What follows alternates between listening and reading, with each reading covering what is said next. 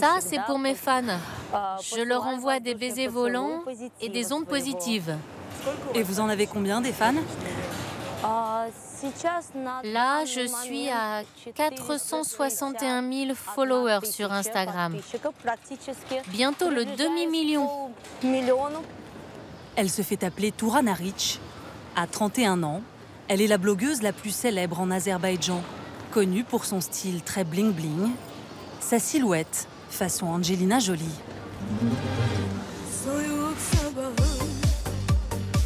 Mannequin, influenceuse, Turana gagne sa vie sur Internet et dans les magazines. Couture, fourrure, bijoux. Elle est addicte aux signes extérieurs de richesse. Turana passe ses journées dans les salons de beauté huppés de Bakou. Yegana, bonjour. Coucou ma chérie. Le soin du jour, ce masque à la feuille d'or, dont raffole la jeunesse dorée de la capitale azérie. Mon visage aujourd'hui est un support publicitaire. Et venir régulièrement chez mon esthéticienne, c'est obligatoire. Je me sens ici comme chez moi. Ça commence à agir, ça me fait du bien. Turana incarne cette génération qui profite à fond du boom économique que connaît Bakou. Tout ça, c'est nouveau. Nous sommes dans le centre le plus connu de Bakou, avec le célèbre Port Bakou Mall et ses boutiques de luxe, adorées par la jeunesse. Tu as Dolce Gabbana, Gucci. Bakou se construit si vite. On ne compte plus en jours, mais en heures. Ici, tout est très beau maintenant. La ville est si dynamique que si vous revenez dans 6 mois, vous ne reconnaîtrez aucune de ces rues.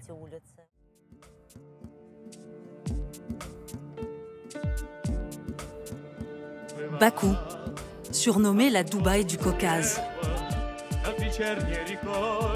Des gratte-ciel futuristes côtoient des immeubles imitation Haussmann, flambant neufs.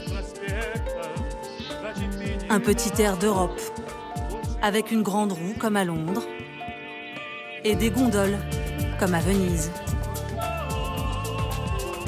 Le résultat d'un lifting complet, une métamorphose, réalisée à coups d'injections de pétrodollars, issus de l'or noir dont regorgent les sous-sols du pays et les fonds de la mer Caspienne.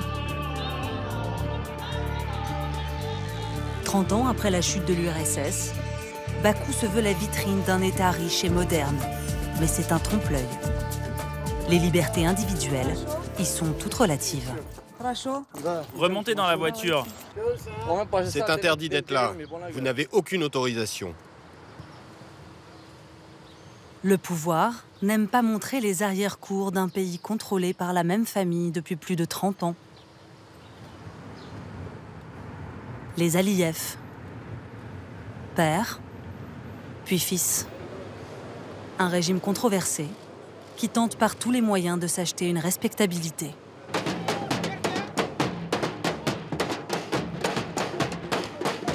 Ce soir-là, c'est l'effervescence. Autour du stade olympique qui a coûté la bagatelle de 640 millions d'euros au pays.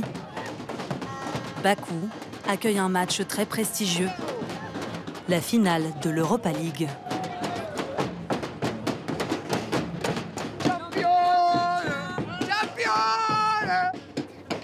L'Azerbaïdjan a versé 400 millions d'euros à l'UEFA pour en être et pour booster la fierté nationale de ses fans de foot locaux. Parmi les simples supporters, il y a aussi beaucoup d'officiels de cette petite république de 10 millions d'habitants. Arif Ragimov est le fils de l'ancien ministre des Sports du pays. Il a suivi étroitement la préparation de ce match. Ce soir-là, 10 000 étrangers sont venus pour cet événement. C'est génial pour le pays que tous ces gens soient là. Des gens qui n'auraient peut-être jamais mis les pieds en Azerbaïdjan. Dans quelques semaines, sa ville accueillera 4 nouveaux matchs lors de l'Euro 2021. Des grands événements qui profitent au pouvoir en place. Ils font partie d'une stratégie géopolitique pour accroître son prestige. Et Bakou a poussé la logique encore plus loin, en s'offrant un circuit de Formule 1 en plein centre-ville. Ce projet phare du régime, c'est Arif qui le dirige, à 32 ans à peine. Ce matin, Salut Aïdan. il reçoit son directeur technique pour préparer la 5e édition de ce Grand Prix. Ici, il y a une bordure, mais c'est là qu'il faudrait une sortie. Ces 2 blocs de béton, ça coince tout. Il va falloir qu'on casse un trottoir pour qu'on puisse évacuer les bolides en cas d'accident. C'est un circuit de ville, au cœur de Bakou, où d'habitude circulent de vraies voitures, dans de vraies rues. Dans le monde, des circuits comme ça, il n'y en a que 3. Nous, Monaco et Singapour. Arif, payé par l'État, est l'un des nouveaux visages du régime, où le népotisme est toujours en vogue. Même s'il est diplômé de Columbia, la meilleure université new-yorkaise, il doit son poste d'abord à son père, Azad Ragimov. Ici, à droite, aux côtés du couple présidentiel. Arif n'aime pas beaucoup qu'on le lui rappelle. Oui, au début, en 2015, il m'a aidé. D'un point de vue strictement politique, quand il fallait qu'il me présente quelqu'un ou qu'il m'ouvre des portes. L'avoir à mes côtés, c'était important. Et c'est vrai que nos contacts étaient réguliers. Mais aujourd'hui, on se voit essentiellement dans un cadre familial. Et ici, la famille, c'est sacré. Le pays est dirigé par le même clan depuis 3 décennies. D'abord le père, Heydar, ancien chef du KGB local devenu premier président. Puis Ilhem, le fils, qui prend sa suite et qui, en 15 ans, taille les institutions à sa mesure. Pas de limite de mandat, immunité personnelle, nomination de ses proches à des postes clés. La dernière à en avoir profité n'est autre que sa femme, nommée vice-présidente. Un couple qui pose fièrement en treillis au milieu des ruines du Haut-Karabakh, un territoire que se disputent par les armes Azerbaïdjan et Arménie. Ilham Aliyev et sa femme Meridan font l'objet d'un culte au sein des classes aisées. Tourana en fait partie. Souriez. Elle est l'ex-femme d'un très haut fonctionnaire. Avant chaque sortie, la blogueuse se prépare. C'est bon, mon look total Barbie est prêt. Une poupée sur son 31 et sur talon de 15 cm. Voilà mon chéri, j'y vais. Au revoir. Merci beaucoup. Merci. La jeune femme part retrouver ses 2 meilleures amies pour une soirée entre filles. Sabinka, oui, tu peux y aller. Rentrez, ne m'attendez pas. Moi, je suis en route. À tout de suite.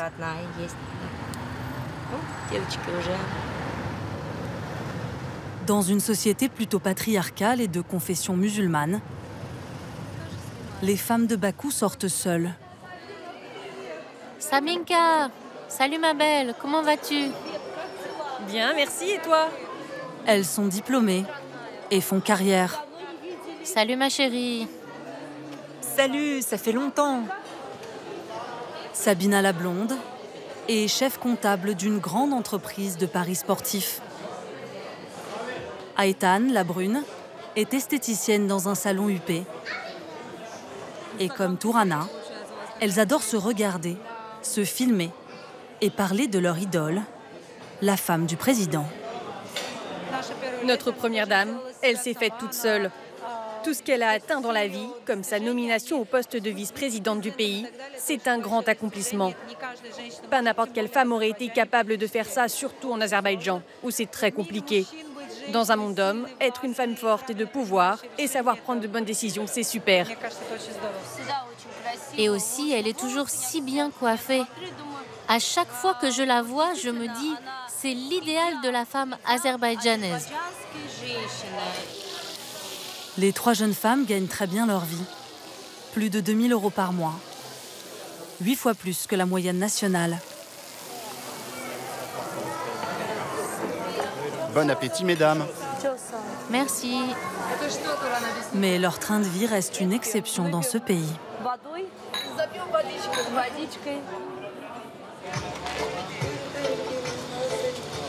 Avec l'essentiel des quartiers pauvres rasés pour laisser place aux nouvelles constructions, l'écart de richesse est devenu moins visible, mais il perdure. Le salaire minimum est de 250 manats, 125 €. Officiellement, 6% de la population vit sous le seuil de pauvreté, mais la proportion serait en réalité plus grande. Emin, ancien militaire, ne touche qu'une petite pension d'invalidité de 100 € par mois. Il ne veut pas montrer son visage par peur de représailles, mais il a tenu à nous faire un petit tour de ville. Je vais vous dire, chez nous, c'est pas la Cosa Nostra, pas une mafia classique. Chez nous, la mafia, c'est les Aliyev. Là, c'est l'Extreme Tower. Elle a été rachetée par un de nos ministres, tombé en disgrâce. Aujourd'hui, il a tout perdu. La famille du président a récupéré ses biens et redémarré les travaux. Tout ça, à gauche, ce sont les bâtiments des chaînes de magasins Bro. Eux aussi appartiennent à la famille. Et ça, c'est le Plaza, un hôtel et des bureaux, aussi propriété de la famille. Immobilier, banque, télécom, le clan du président contrôlerait des pans entiers de l'économie. La famille, comme l'appelle Emin, aurait aussi verrouillé le régime pour se maintenir au pouvoir. Vous savez, les gens chez nous ont très peur. Sortir dans la rue, manifester, personne n'ose le faire. Parce que si tu sors, tu perdras tout ce que tu as. En plus, nous n'avons pas de leader d'opposition assez fort pour emmener une contestation. Ce pouvoir a empêché l'apparition de toute nouvelle génération de politiques. Selon des ONG, près de 200 prisonniers politiques seraient toujours en détention et subiraient des mauvais traitements, voire de la torture. Une situation sur laquelle l'Occident ferme les yeux, par intérêt. Ce jour-là, se tient le salon annuel du pétrole et du gaz. Un événement que ne pouvait pas rater le maître du pays.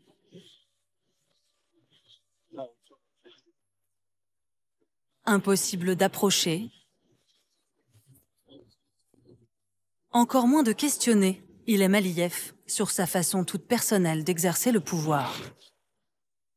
Tout le gratin du secteur de l'énergie est venu lui faire les yeux doux, y compris américains et occidentaux qui veulent rester amis avec Bakou et ses ressources énergétiques très convoitées.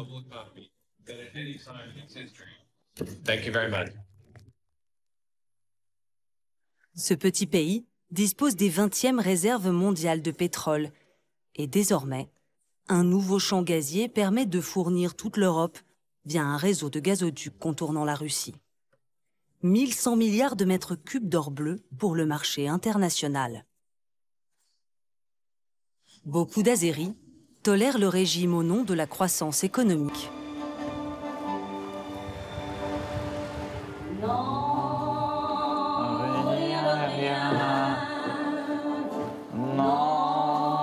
Zéfer, un agronome de 36 ans, a fait ses études à Lille, à Vannes et à Paris. Après 6 ans passés en Europe, il a choisi de revenir à Bakou avec sa femme Sabina, qui elle aussi a fait ses études en France. Allez, asseyez-vous les enfants, asseyez-vous. Papa, je veux pas manger À la maison, ils parlent français. Tu veux pas manger? Et leurs enfants, Raphaël et Bella, sont scolarisés dans une école privée francophone. Rappelle-toi, tu aimes bien les deux. Mais le couple se sent azéri avant tout. Et peu lui importe la nature du régime politique. Mais Bella, elle mange les deux. J'adore la France, toute la France, toute la culture, la cuisine. le mode de vie, mais je vais vraiment revenir à Bakou parce que quand tu as déjà cette expérience de vivre à l'étranger et tu as déjà testé, tu comprends des choses que tu ne comprenais pas avant. En fait, si avant, pour toi, la démocratie, des choses comme ça, c'était plus grave, qu'après, tu comprends, tu deviens plus individualiste, tu comprends que non, c'est ma vie privée, c'est ma vie avec les enfants, avec mon mari, en fait, c'est plus privé. Donc tu crées toi-même ton société, tu crées toi-même ce que tu veux faire, comment tu veux vivre. Donc j'ai décidé de retourner à Bakou parce que j'ai pas trouvé quelque chose d'autre que j'avais pas à Bakou. Pour Sabina, son pays est d'abord une terre d'opportunités. Pas besoin, selon elle, d'avoir des liens avec le clan au pouvoir ou d'être pistonnée pour réussir en Azerbaïdjan. Quand les gens disent que oh non, c'est pas possible de faire le business, c'est toujours par quelqu'un, par oncle qui est riche, etc. Non, c'est pas vrai. Ça dépend de toi. Si tu veux faire, ok, tu es libre de prendre une place à loyer et de créer ton business, de créer ton marque. Sa marque à elle, c'est Rive Gauche. Un nom très parisien pour cet institut de beauté qu'elle a ouvert il y a 3 ans. Sabina y propose coiffure, maquillage, manucure. Au total, 22 employés se relaient de 8h à 23h, 7 jours sur 7. Смотрите, вы должны были позвонить и записать, да, клиент? Еще на пятницу там есть одна клиентка, мастер. Я вам ее номер даю, пожалуйста, запишите. Да. Oui, oui. Sabina gagne environ 1 600 € par mois. Mais dans ce pays, où 60% du PIB est lié aux hydrocarbures, ses revenus varient en fonction du cours du baril. Quand il est au plus bas, comme en ce moment, l'État dévalue la monnaie. Et automatiquement, le prix de ses produits augmente. Par exemple, la coloration s'est augmentée à 30%. Depuis quand? Depuis cette dernière année, déjà. En Azerbaïdjan, à la période de crise, c'est dur à travailler en qualité. C'est dur à acheter toujours des choses de mon marque. Un peu, non? L'autre, voilà. Mais Sabina s'accroche. Elle vient d'inaugurer un 2e salon. Raphaël, tu peux faire comme et espère en ouvrir un 3e. De quoi rester pour longtemps dans sa ville natale, où ses enfants grandiront dans un régime qui ne risque pas de changer de sitôt. À la dernière présidentielle de 2018, Ilham Aliyev l'a emporté avec 86% des voix et il peut se représenter indéfiniment.